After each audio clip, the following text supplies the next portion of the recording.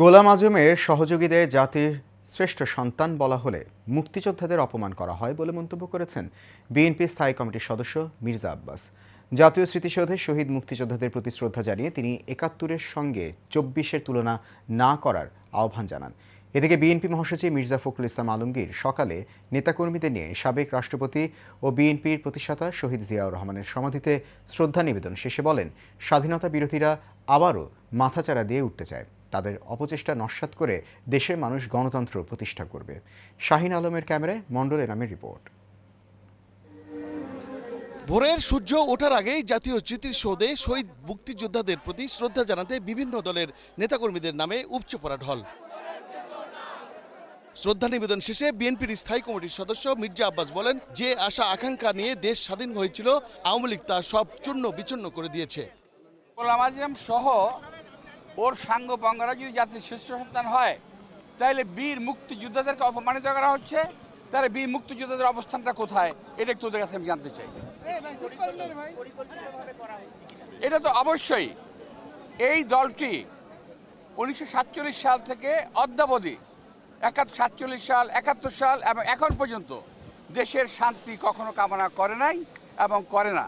এ সময় বিভিন্ন রাজনৈতিক দলের নেতারা বিজয় দিবস নিয়ে তাদের মতামত তুলে ধরেন। হাসিনাকে দিল্লি সন্ত্রাসী এই খুনি হাসিনাকে আশ্রয় দিয়েছে।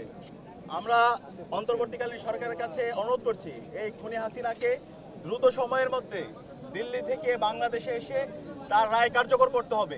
2024 সালের যে গণঅভ্যুত্থান সেটি আমাদেরকে সুযোগ দিয়েছে একটি নতুন বাংলাদেশ গঠন করা।